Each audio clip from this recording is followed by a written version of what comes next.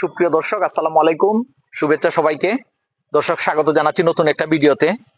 দর্শক, আমি সবসময় বলি যে শিক্ষিত কৃষকের পক্ষে কথা বলি, এবং আমার প্রত্যাশা হইল যে শিক্ষিত মানুষজন যত বেশি হইলো কৃষিতে নামবে, তত বেশি টেকনিক্যাল টেকনিক্যাল হবে এবং এই কৌশলগুলো হইলো কৃষিতে কাজে লাগাবে। এমনই একজন কৃষকের এখানে আসছি। দেখেন যে এইখানে বস্তাতে কিভাবে আদা চাষ করা হয়েছে। আমরা গ্রামাঞ্চলে অনেক সময় বিশ্বাস করি না যে রিয়েলি যে হলো বস্তাতে এরকম হয়। মানুষজনের সাথে কথা বললে মানুষজনের সময় বলে যে হইলো এটা ওই যে ভিডিওতে দেখায়, ইউটিউবে দেখায়।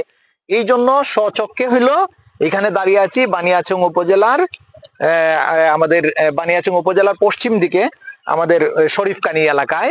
এবং এই এই যে দেখেন এখানে বস্তাতে আদা চাষ করা হয়েছে, খুবই চমৎকার আদা হয়েছে। এবং এই আদা সম্পর্কে, আদা চাষ সম্পর্কে বিস্তারিত এখন যিনি খুব কষ্ট করে নিজের দরদ দিয়ে হইলো আদা উৎপাদন করেছেন, ওনার সাথে হইলো আমরা কথা বলবো। দর্শক, আসসালামু আলাইকুম।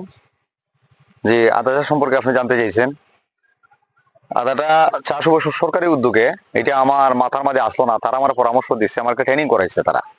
এটা এরার পাশে হইলো খান্দাজ, মানে মাটির নিচে যা ফলন হয়। আমার কইলো যে তুমি এক কাজ করো, তোমার একটা আমরা বীজ দিতেছি আর অল্প কিছু সার দিব, তুমি একটা আদা চাষের চিন্তা ভাবনা করো। তখন আমি বললাম কিভাবে চাষ করবো, তখন তারা কইলো যে বস্তার মাঝে আদা চাষ। আমি বললাম এটা কিভাবে?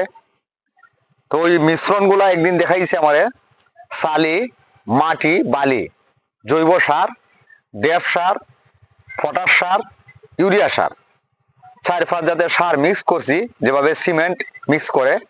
এভাবে মিক্স করার পরে এখানে প্রায় 70টার মতন বস্তা আছে।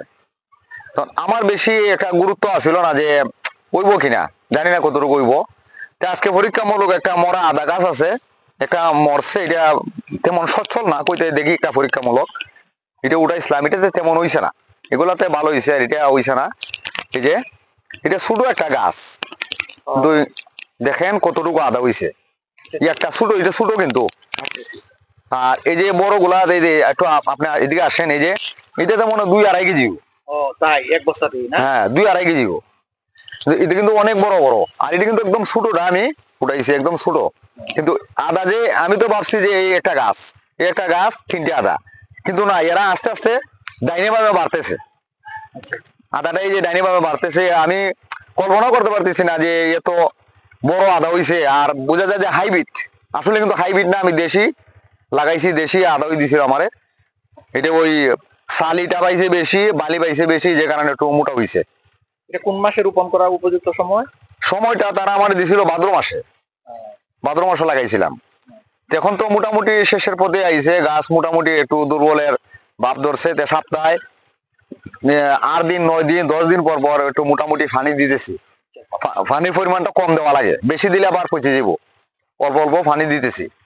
আবার কৃষি অফিসার যে আছে আমাদের, এই রাতুল সেন আর হইল আপনার জনি স্যার, এরা দুইজনে আবার তদারকি সপ্তাহে, প্রতি সপ্তাহে 15 দিন পর পর তারা দেখাশোনা করতেছে তারা কেমন হয়েছে না হয়েছে। কৃষি অফিসার তারা 2 দিন, 3 দিন, 4 দিন, 5 দিন পর পর দেখাশোনা করতেছে। আদার ফলন আসলে বাম্পার ফলন হয়েছে, আমি খুব খুশি হয়েছি। আদার জন্য রোদ লাগে না মানে? না, এটা ছায়া, এরাই কইছে যে আপনার রোদ লাগতো, ছায়া লাগতো। ছায়াযুক্ত স্থান হইলে সবচেয়ে একটু ভালো হয়। সবসময় রোদ যে খানো এটা তেমন সুবিধাজনক হয় না। ওই যে এই জায়গাটা দেখতেছি হলো না, এখানে ভালো আছে, আপনার ছায়াযুক্ত স্থান, রোদ লাগতেছে, ছায়া লাগতেছে, যে কারণে আপনার এই জায়গাটা খুব ভালো ফলন হয়েছে। আর শিম গাছের দুরবস্থাটা, আপনি যেহেতু অনেক ভিডিও করেন, দেখেন এখানে অনেক শিম গাছ আছে, শিমের ওই যে ফাটা, এটা কি রোগ আল্লাহ জানে, এটা কোনো চিকিৎসা কাজ করে না এটা। দর্শক, আমরা দেখলাম এবং যিনি এই আদা উৎপাদন করেছেন ওনার কাছ থেকে আমরা জানলাম, এবং যে অবস্থায় দেখলাম যে হলো যেভাবে উনি হলো আদা উৎপন্ন করেছেন, একটা পরিবারের জন্য আমার মনে হয় যে আমরা যদি 2-3টা বস্তাতে রোপণ করি, তাইলে একটা পরিবারের হইলো আদার চাহিদা হইলো নিবারণ হবে, এবং আমরা তখন আর আদার জন্য হইলো আমরা বিদেশ নির্ভর হওয়ার প্রয়োজন পড়বে না, এবং আদা নিয়ে আমাদের আর কোনো হতাশা থাকবে না। ধন্যবাদ।